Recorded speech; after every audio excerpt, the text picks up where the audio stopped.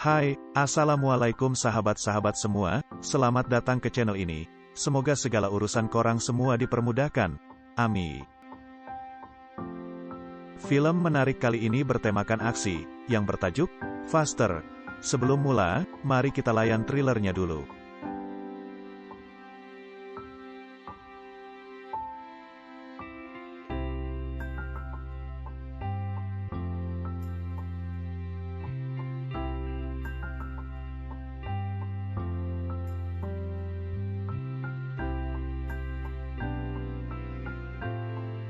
Tidak lupa untuk menekan butang subscribe dan like, saya sangat menghargainya. Film diawali dengan seorang lelaki botak yang bertubuh sasa. Dikenali sebagai driver, scene memperlihatkan driver yang berada di penjara dalam keadaan yang gelisah. Driver sangat ditakuti oleh penghuni penjara karena keganasannya.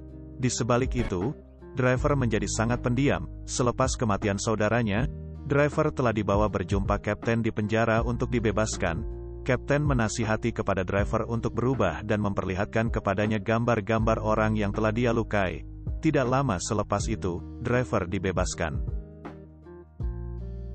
Di saat terbukanya pintu gerbang penjara itu, driver dengan riak wajah yang penuh dengan dendam, telah berlari, dan terus berlari. Tiba di suatu tempat, driver mengambil keretanya, serta terdapat beberapa maklumat, dan sepucuk pistol.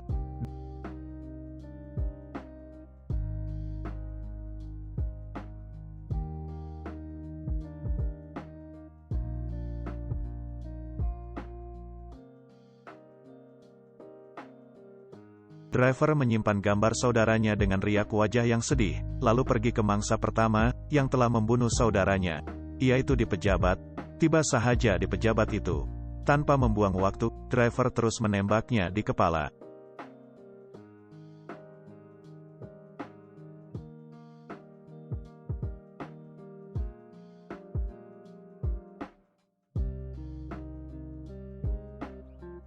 Lalu meninggalkan tempat tersebut dengan santai.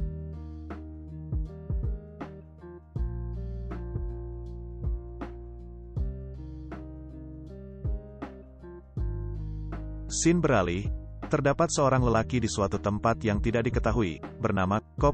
Cobb sedang menantikan dadah yang telah ditempahnya. Tidak lama selepas itu, si pengedar telah tiba, dan telah menjualkan kepadanya. Cobb tanpa memikirkan banyak hal, telah menyuntikkan dadah tersebut. Tidak hanya itu, untuk pengetahuan umum, Cobb merupakan seorang anggota polis.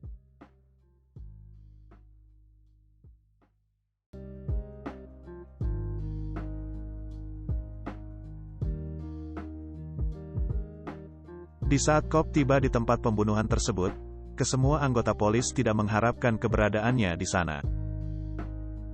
Scene berikutnya, driver telah memasuki sebuah kedai, dan terdapat dua orang di dalamnya. Lalu, driver telah meminta maklumat mengenai orang yang telah membunuh saudaranya itu, dengan sejumlah bayaran, tetapi lelaki si kulit gelap telah coba untuk mempermainkannya, dengan menaikkan bayaran. Lalu, driver coba untuk mengugutnya dengan kekerasan. Lalu, lelaki berkulit gelap itu telah memanggil penjaga di kedai tersebut, yang berasal dari Samoa, bernama Kenny, yang berbadan besar untuk menghabisi driver. Kenny melihat tato yang berada di tangan driver, secara tiba-tiba menjadi ketakutan, karena mengetahui betapa brutalnya driver dan menggelarnya si hantu. Lalu lelaki kulit gelap telah memberikan maklumat tersebut kepada driver. File tersebut menunjukkan beberapa keping gambar dan informasi mengenai mangsanya.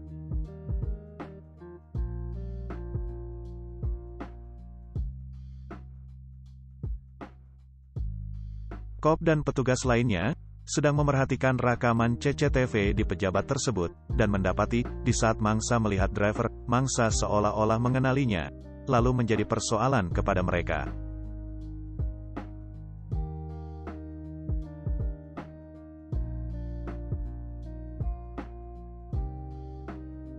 Scene seterusnya memperlihatkan seorang pembunuh upahan yang digelar sebagai killer.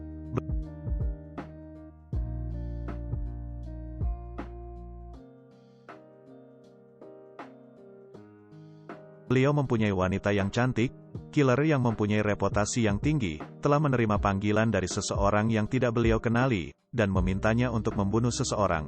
Lalu, yang memberi tugas kepada beliau telah menghantar gambar mangsanya. Ya, betul. Killer diminta untuk membunuh driver. Dengan pantas, killer mempersiapkan senjatanya, dan bergerak.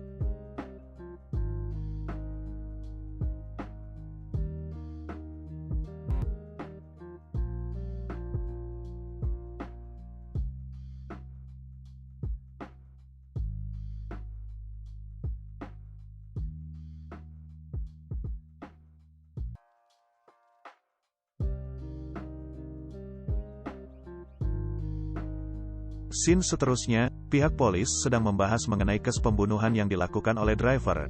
Seorang polis wanita telah menceritakan kepada cop mengenai driver yang digelar si hantu.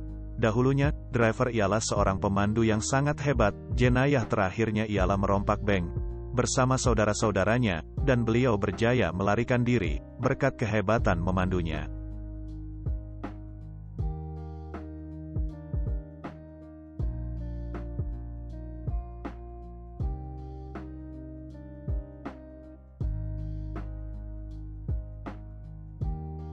Tidak hanya itu, polis wanita tersebut telah menunjukkan kepada cop sebuah video lama yang dia jumpai dalam sebuah operasi. Di dalam video tersebut, memperlihatkan saudara-saudara driver telah dibunuh dengan kejam oleh perompak yang lain. Dikarenakan, ketika itu, terdapat pengkhianat di dalam pasukannya.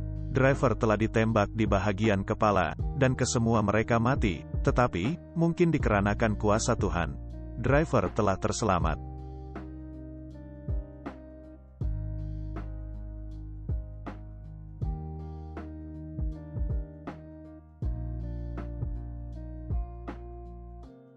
Sebelum itu, driver coba merayu untuk melepaskan saudaranya. Tetapi si perompak tidak menghiraukannya, malah telah membuat rekaman bagi tontonan umum.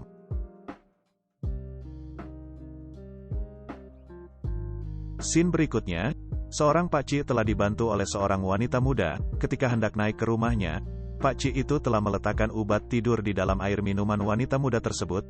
Pakcik tersebut ialah mangsa kedua driver, yang mana beliaulah yang telah merekam ketika saudara-saudara driver dibunuh. Dalam waktu yang sama, killer juga sedang menargetkan driver. Sebelum pakcik tersebut melakukan perkara tidak baik kepada wanita tersebut, driver terlebih dahulu telah menerjahnya.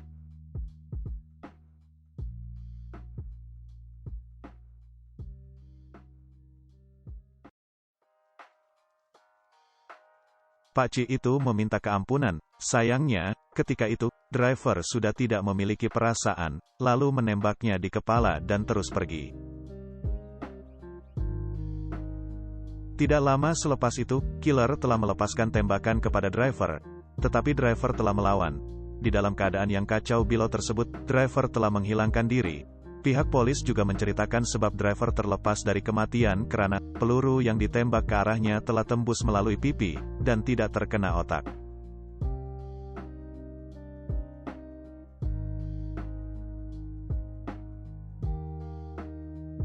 Killer telah menceritakan kepada pasangannya tentang kehebatan driver, yang membuatnya berasa driver mustahil untuk dibunuh.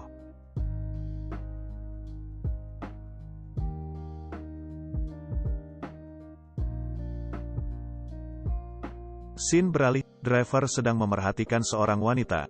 Wanita tersebut merupakan kekasih lamanya, namun wanita tersebut telah berkahwin dan memiliki seorang anak kecil. Driver hanya ingin menanyakan kabar wanita tersebut, walaupun driver sedikit terkesan, dan driver pun pergi.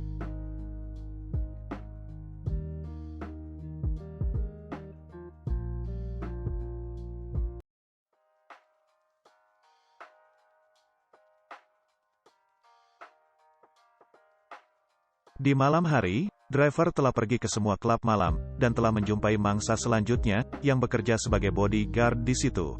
Di saat driver sedang menunggu waktu yang sesuai untuk membunuh lelaki besar tersebut, peluang pun tiba. Apabila lelaki tersebut telah pergi ke tandas, lelaki tersebut menjadi takut, apabila melihat driver berada di belakangnya. Lalu telah mengeluarkan sebilah pisau, dan melawan driver.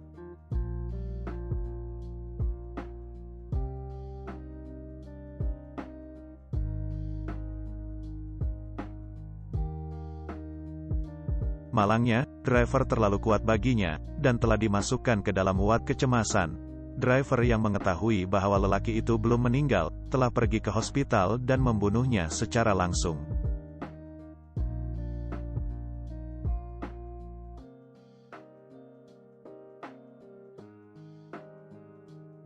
Di saat yang sama, killer masih tidak dapat melupakan driver, lalu bertekad ingin mengakhiri driver.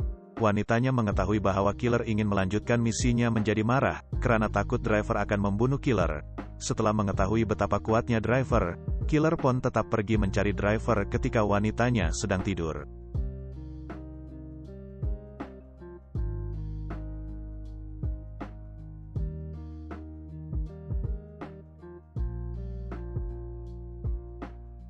Driver yang sedang memandu, secara tiba-tiba mendapat tetamu, yaitu killer. Killer telah mengejarnya. Killer mempunyai skill memandu yang sangat baik, lalu mengejar rapat driver. Tetapi sesuai namanya, driver adalah orang yang salah baginya. Driver berjaya menterbalikan keadaan, tetapi driver tidak membunuh killer, karena tiada sebab untuk membunuhnya. Di saat itulah, killer mengambil kesempatan menembak driver, di mana pelurunya mengenai bahagian tepi leher driver. Scene berikutnya memperlihatkan seorang pendeta sedang memberi ceramah di halayak ramai.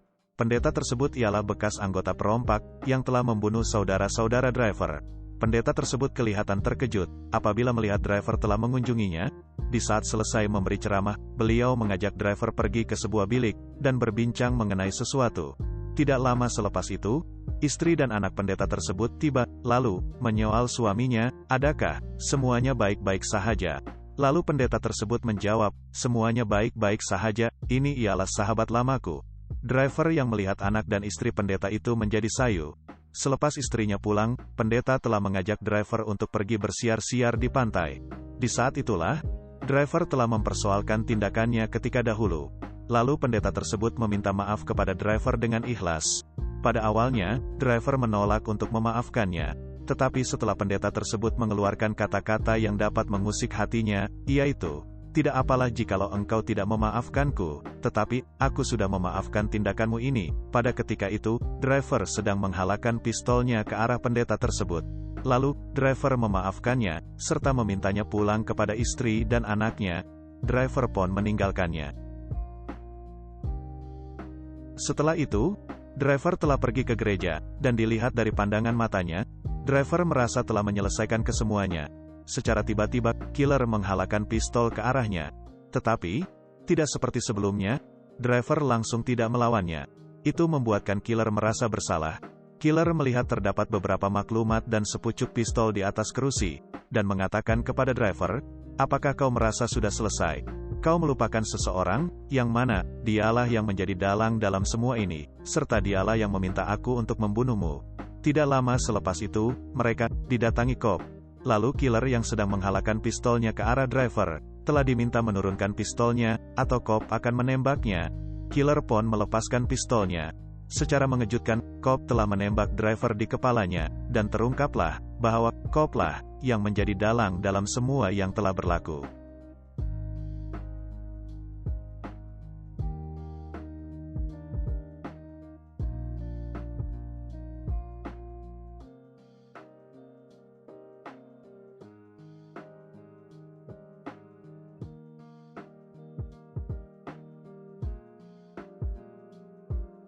Lalu, sebelum killer beredar dari tempat itu, cop mengeluarkan sejumlah bayaran untuk diberikan kepada killer, tetapi killer menolaknya. Lalu killer telah pergi berjumpa wanitanya. Cop yang berasa senang, karena telah berjaya menembak driver, lalu telah menelepon istrinya, dan tidak lama selepas itu, cop ditembak dari arah belakang. Ternyata, driver tidak dibunuhnya. Dikarenakan terdapat besi di kepala driver, yang membuatkan peluru itu tidak membunuhnya. Cop yang berada di ambang kematian mengatakan, "Aku telah membuat neraka aku sendiri." Driver pun membalas, "Ya, betul, dan akulah iblis yang membawa kamu ke neraka." Lalu, driver menembaknya sehingga mati. Polis yang tiba di tempat kejadian, telah mengesahkan bahwa cop telah mati. Scene terakhir, driver yang merasa tenang setelah semuanya berjalan, seperti kehendak beliau, lalu telah membuang abu milik saudaranya di laut. Film pun berakhir.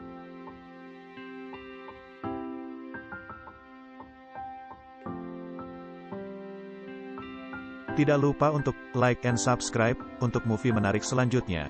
Sebarang cadangan, boleh komen di bawah.